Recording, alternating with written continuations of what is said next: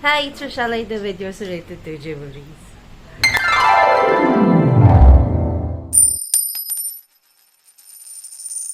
So, ayan po, disclaimer na in advance kung may mga background noise, electric fan, and yun si Bebe naglalaro siya dun sa likod. Si Hub naglilinis siya doon ng fridge. So, ayun, gusto ko na lang munang gawin din to. Very quick unboxing lang.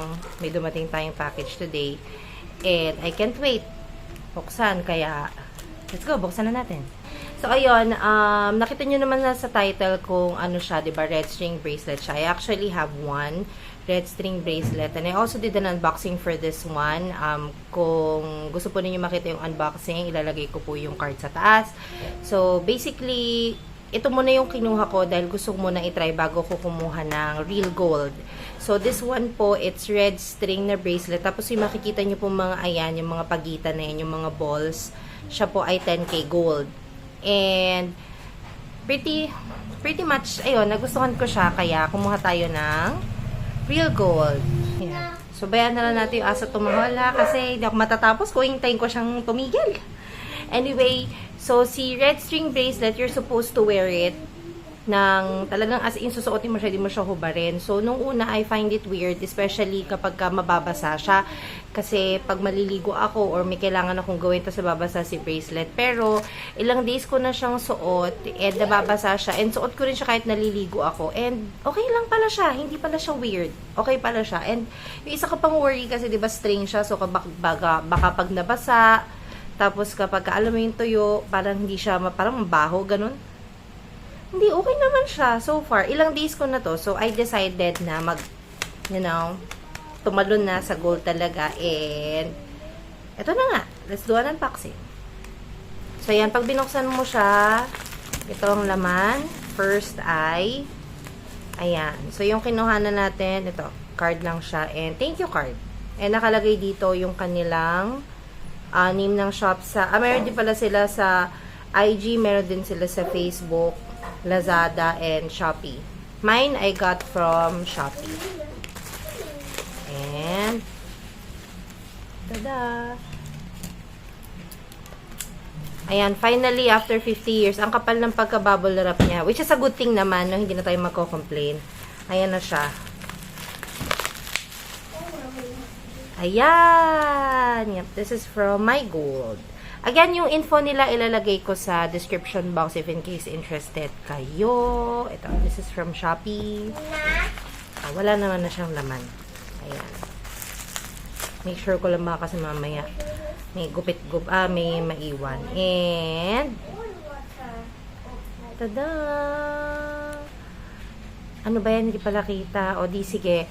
So, yung kinuha natin ay red string siya. Tapos, yung pinaka-charm niya ay Thunderbolt. That's 14 karat gold. And, yep. So, this is what it looks like. Comparing yung ano niya, yung pinaka-string niya dito. Kasi ito, super kapal ng pagkagawa ng string nito eh. Ito, super nipis lang niya. So, medyo natatakot ako baka mamaya. Ayan, naluluwagan pala siya ng gantong kaluwag. Ayan o, ito yung pinakamaluwag niya para mailagay mo sa kamay mo. And, ayan.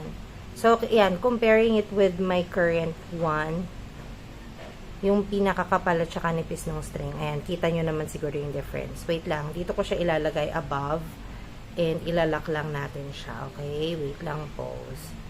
Paano ko to gagawin? Ayan, I'm back. Sorry, medyo weird na yung lighting kasi hapon na.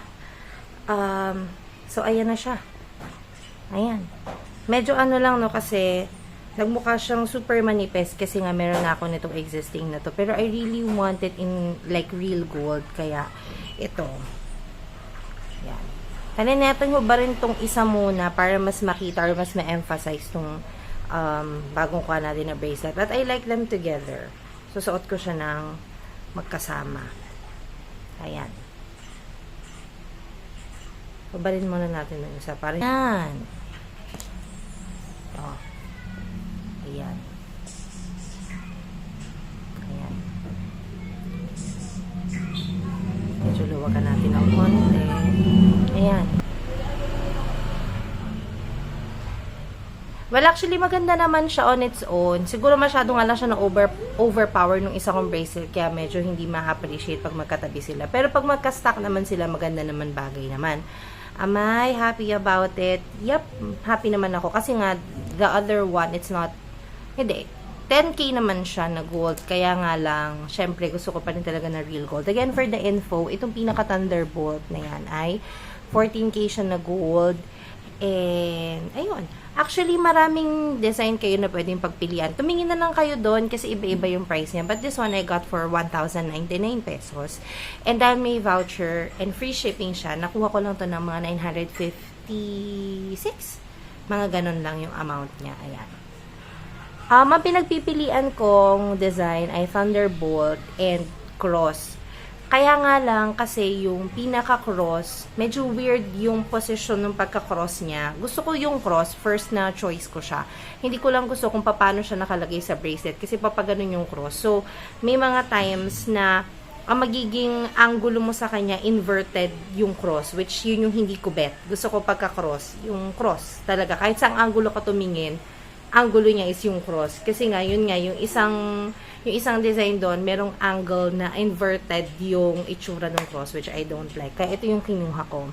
Meron doon na anchor, meron ding bird, meron ding infinity. Pero yung infinity tsaka yung bird, medyo mas mahal sila, nasa 1.5, which I don't mind naman. Kaya lang kasi, hindi ko kasi masyadong yung significance nung bird at tsaka nung infinity. So, pinili ko si Thunderbolt. Ayan, nasabi ko naman na yung presyo, no? So, ayan, again, nilalagay ko yung info nila dun sa info box. Again, I got mine sa Shopee. So, I'm not sure kung paano yung process ng pag-order dun sa ibang shops nila. And siguro update ko na lang kayo sa ibang video. Pero plano ko siyang suotin din like this one na hindi hubarin. So, hopefully, okay din siya kahit mabasa-basa. And then anyway, update ko na lang kayo about doon. What do you think about this one? Gusto ko talaga na red string, pero gusto ko talaga nga real gold pa rin. So, yun. And, tsaka tulad na sinabi ko nung last time, gusto ko real gold, pero ayoko nung hollow. Like, meron kasi yung mga bilog na design, pero hollow sila. So, ayoko nun kasi nga, based sa experience ko na PPP talaga siya. Kaya, gusto ko yung ganito na ano lang siya. Lapat-lapat lang. So, hopefully, hindi siya maputol or mahulog or whatever. Pero, again, this one, I ordered this yesterday and dumating siya ngayon. So, diba, super bilis. So, ayan. I like it. Ano opinion nyo? So, yeah, that's pretty much it. Very quick lang kasi may mga kailangan pa kaming gawin after this one coffee and we're gonna go out. So, yun, if you have video suggestions, comments, and basta kahit anong mga question you put it in the comment section, and I'll see you on the next one. Thank you po again for watching. Stay safe. Bye-bye. Are you say bye-bye? Bye-bye. Bye-bye. A few moments later. Ayan, kasha kay Bebe. Bebe, show me to them. Ayan. Yay! So, kukuha na ko si Bebe. Update ko kayo kung anong design nyo ibibili ko kay Bebe.